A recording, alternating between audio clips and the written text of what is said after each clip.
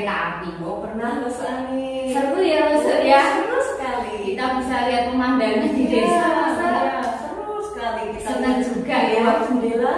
Wah, banyak sawah-sawah ya Mas.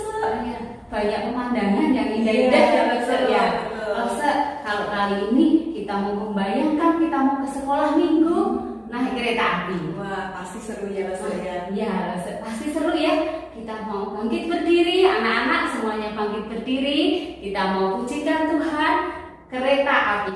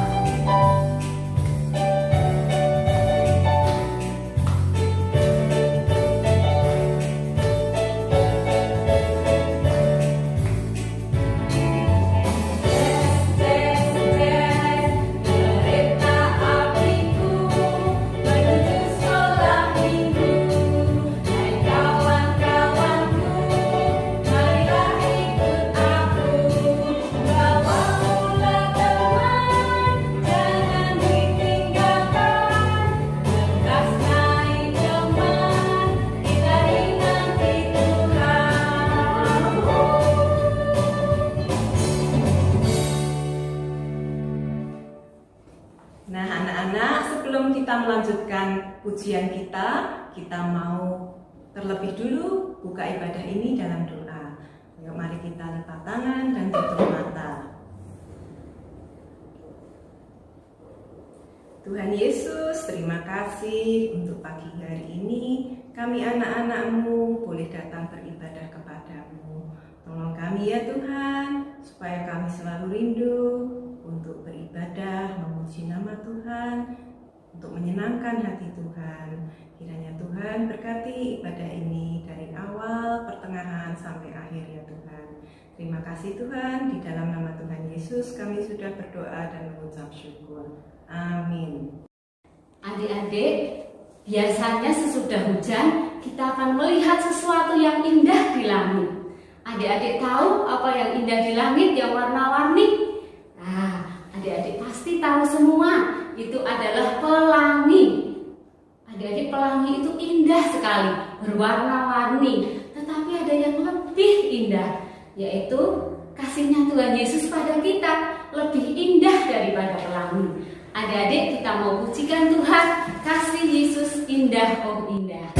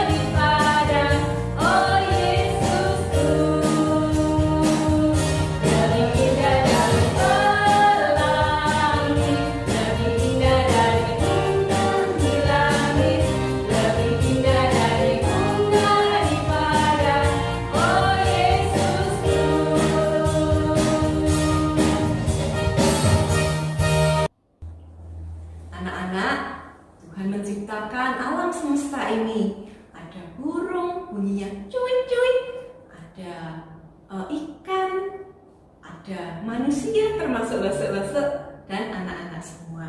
Burung bunyinya cuit-cuit-cuit ya. Kalau adik-adik bunyinya gimana? Nah, kita memuji nama Tuhan ya, kita memuji nama Tuhan dengan suara kita. Yuk kita mau menyanyikan lagu cuit-cuit dubi-dudam-dam.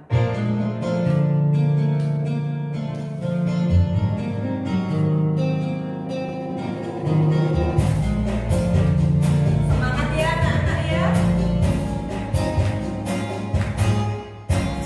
Cuit-cuit dubi-dudam-dam, shalalala. Cuit-cuit dubi-dudam-dam, shalalala.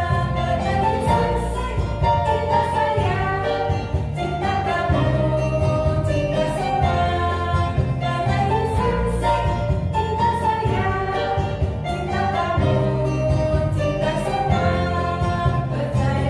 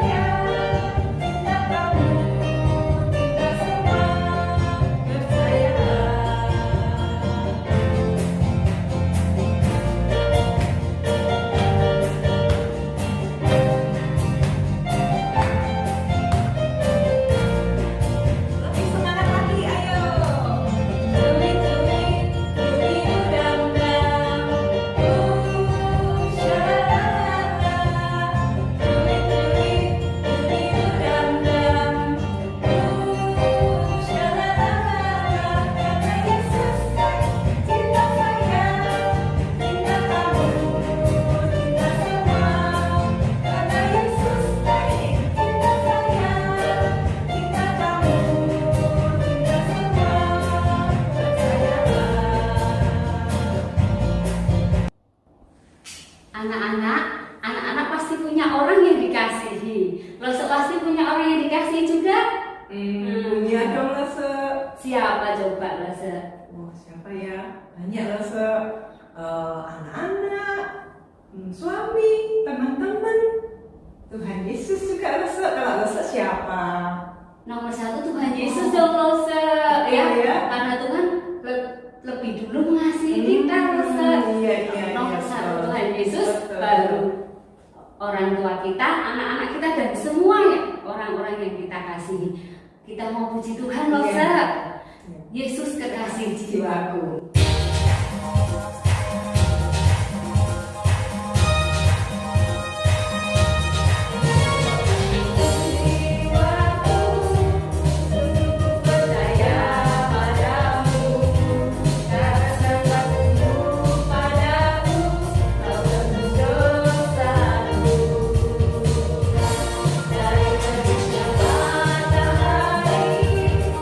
Sampai terbenamnya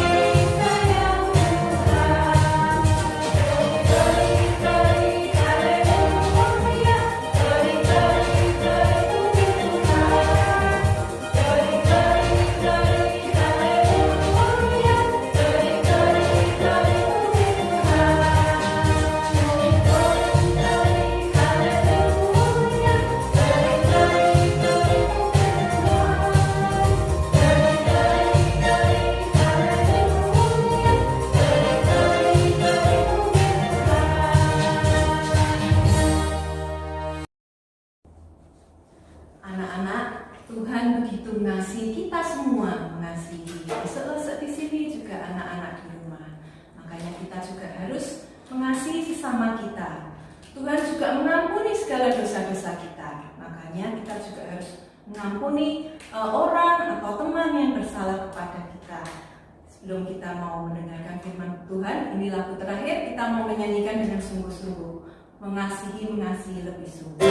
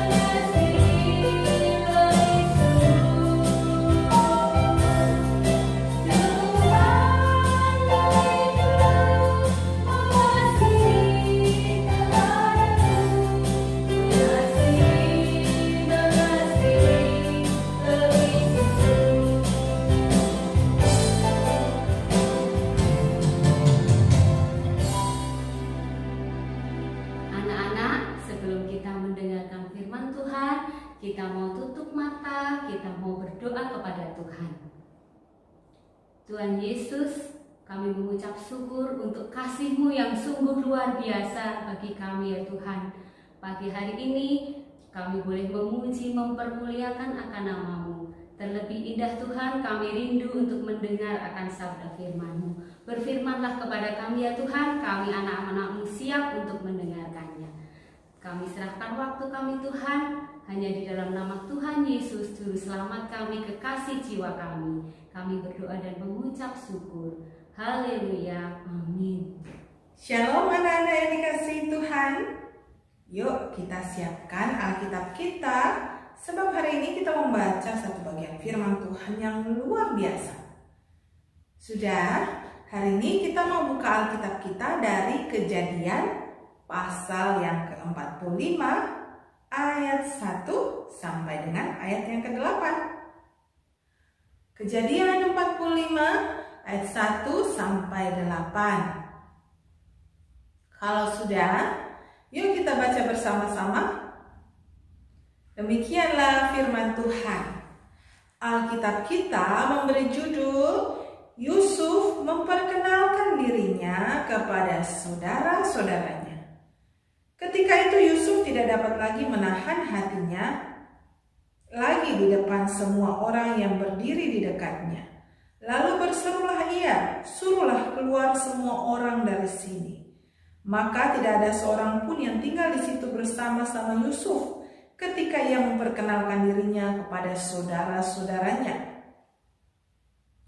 Setelah itu menangislah ia keras-keras, sehingga kedengaran kepada orang Mesir dan kepada seisi istana Firaun. Dan Yusuf berkata kepada saudara-saudaranya, "Akulah Yusuf, masih hidupkah Bapa?" Tetapi saudara-saudaranya tidak dapat menjawabnya, sebab mereka takut dan gemetar menghadapi dia. Lalu kata Yusuf kepada saudara-saudaranya itu, "Marilah dekat-dekat." Maka mendekatlah mereka. Katanya lagi, "Akulah Yusuf, saudaramu yang kamu jual ke Mesir. Tetapi sekarang janganlah bersusah hati dan janganlah menyesali diri, karena kamu menjual aku ke sini. Sebab untuk memelihara kehidupanlah Allah menyuruh aku mendahului kamu." Ayat yang ke-6, "Karena telah 2 tahun ada kelaparan di dalam negeri ini, dan selama 5 tahun lagi orang tidak akan membajak atau menuai. Maka Allah telah menyuruh aku mendahului kamu untuk menjamin kelanjutan keturunanmu di bumi ini, dan untuk memelihara kehidupanmu, sehingga sebagian besar daripadamu tertolong." Ayat yang ke-8, "Jadi bukanlah kamu yang menyuruh aku ke sini, tetapi Allah. Dialah yang telah menempatkan aku sebagai bapa bagi Firaun dan tuan atas seluruh istananya dan sebagai kuasa atas seluruh tanah Mesir."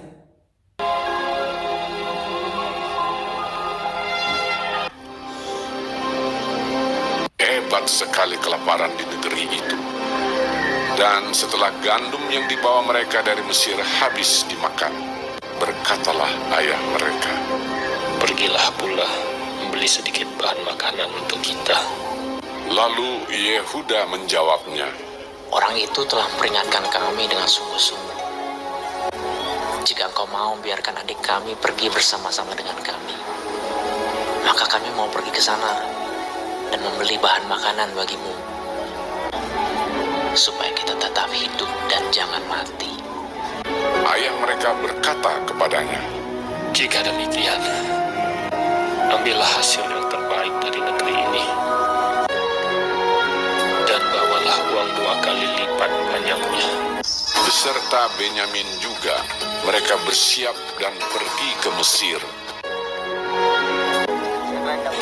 Ketika Yusuf melihat Benyamin bersama-sama dengan mereka, lalu segeralah Yusuf pergi dari situ, sebab hatinya sangat terharu merindukan adiknya itu.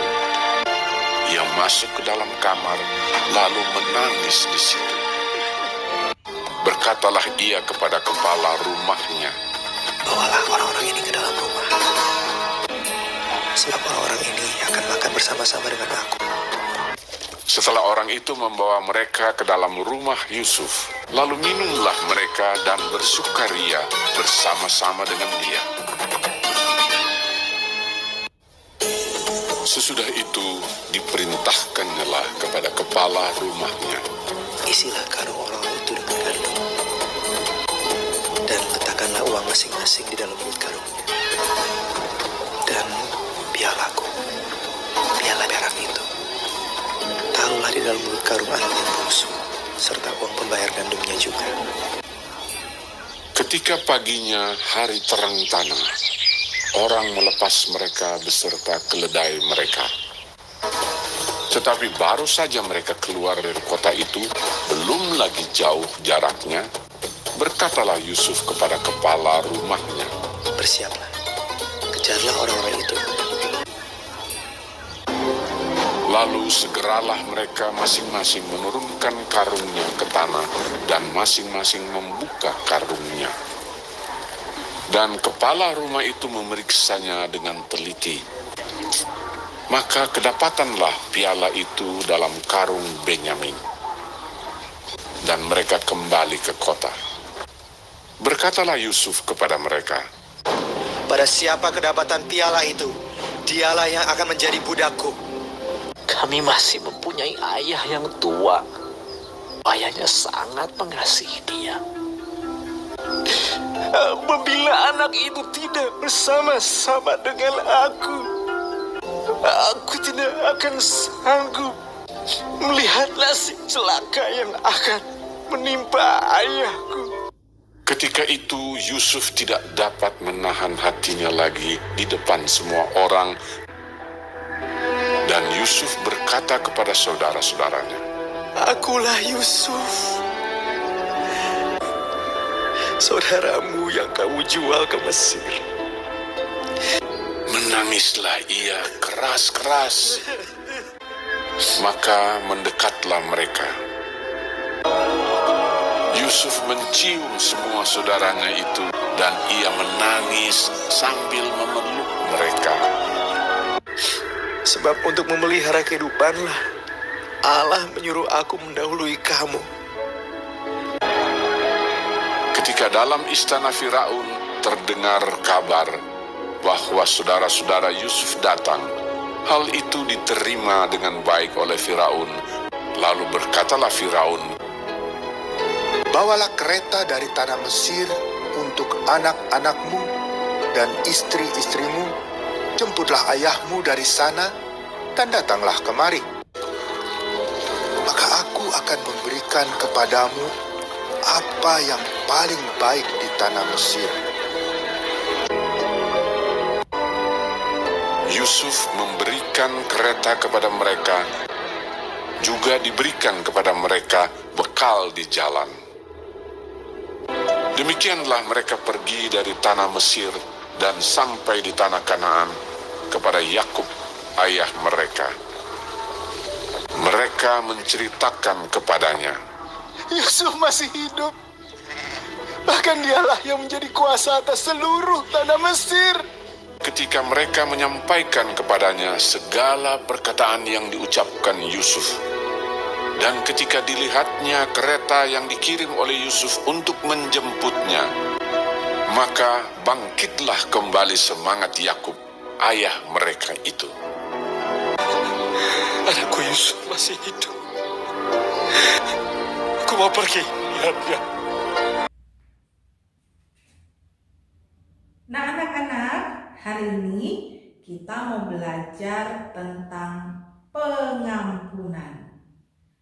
Luar biasa, kita sudah menyaksikan tadi dan membacanya di firman Tuhan bagaimana seorang pemuda yang bernama Yusuf bisa mengampuni saudara-saudaranya dengan tulus hati.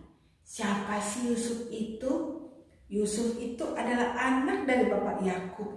Tadi firman Tuhan mengatakan bahwa Yusuf dijual oleh saudara-saudaranya ke Mesir. Wah, memangnya Yusuf barang sampai dijual ke Mesir? Ternyata zaman dulu itu ada orang yang memperjualbelikan manusia sebagai budak. Tapi orang yang diperjualbelikan sebagai budak itu sangat tidak mengenakan.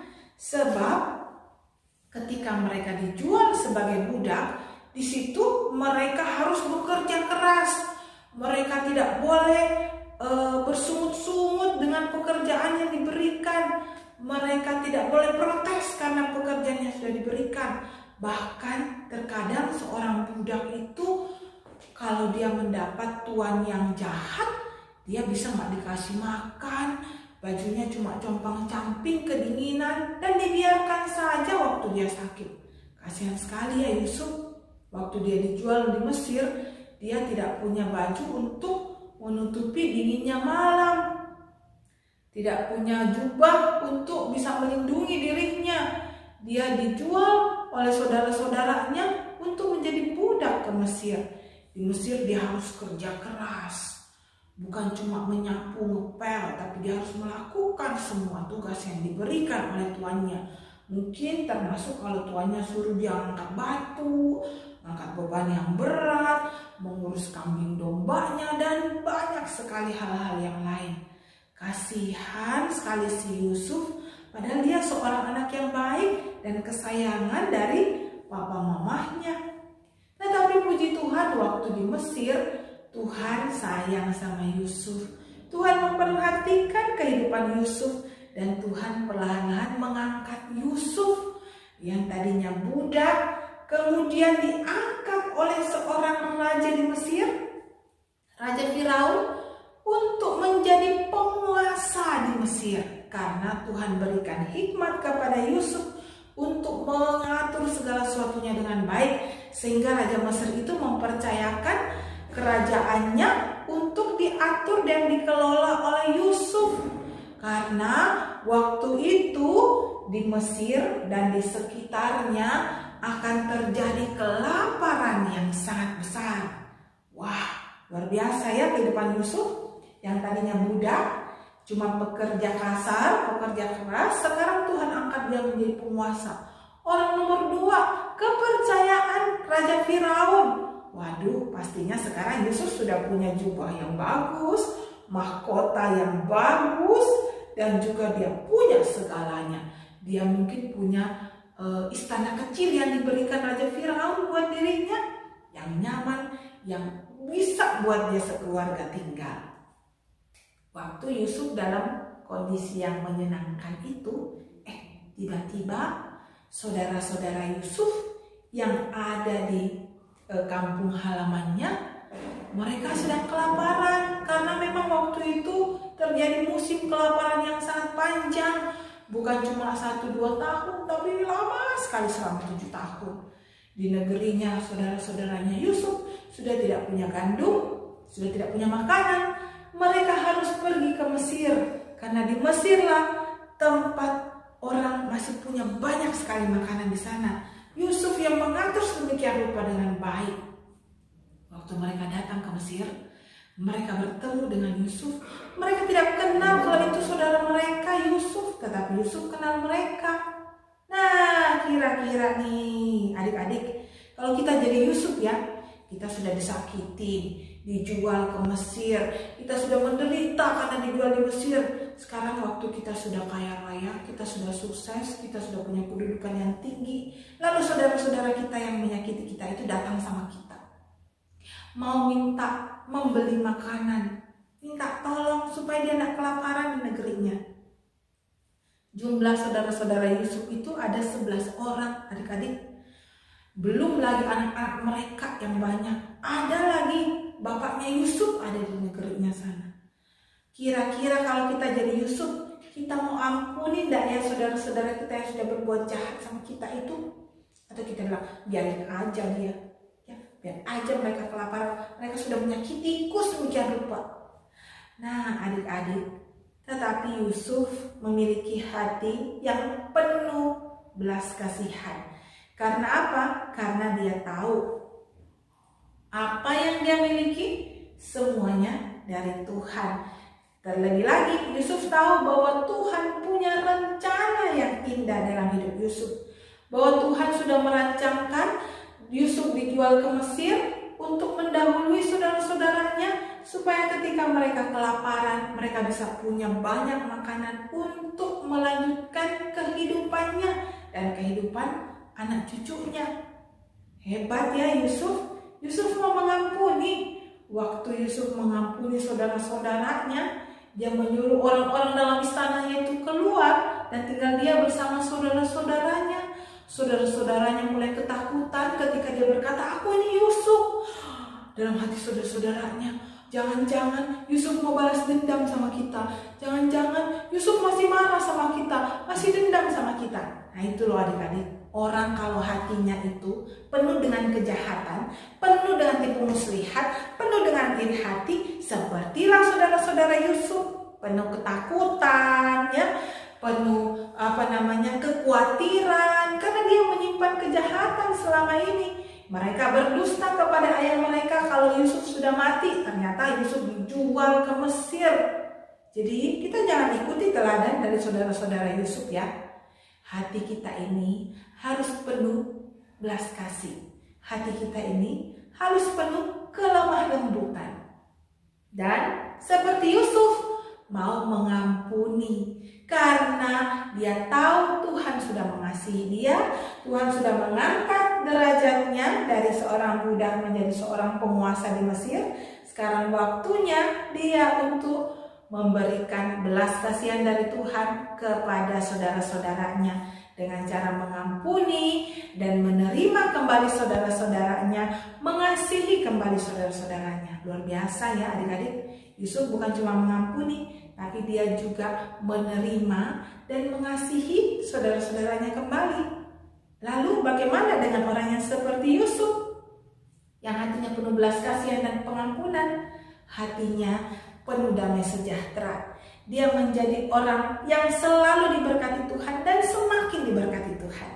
Karena itu mari kita belajar seperti Yusuf. Pastinya tidak mudah ketika kita mau mengampuni orang yang bersalah sama kita. Nggak usah jauh-jauh, di rumah misalnya. Siapa yang punya kakak atau adik, kalau lagi berantem sama kakaknya atau lagi berantem sama adiknya, masing-masing mau menang sendiri. Aku yang salah, aku yang benar, koko yang salah, aku yang benar, dedek yang salah. Pokoknya dia harus minta maaf, aku tidak mau maafkan dia. Belum lagi kalau mainan kita, mobil-mobilan kita dirusakin sama adik kita yang masih kecil. Atau mungkin boneka kita dirusakin sama kakak kita. Kira-kira adik-adik mau mengampuni nggak saudara-saudaranya? Mulai dari hal-hal kecil, kita mau mengampuni orang-orang yang dekat sama kita. Saudara-saudara kita, orang-orang yang ada di rumah kita. Apalagi kalau sama papa mama, tidak boleh marahnya sampai berkelanjutan ya. Tidak boleh, harus sayang dan menghormati papa mama. Demikian juga sama kakek dan nenek. Harus sayang dan menghormati mereka dan selalu doakan supaya mereka diberi kesehatan sama Tuhan. Kalau kita punya hati seperti hati Yusuf, maka hidup kita ini penuh damai sejahtera. Tidak akan ada ketakutan sebab di hatinya tidak menyimpan kejahatan.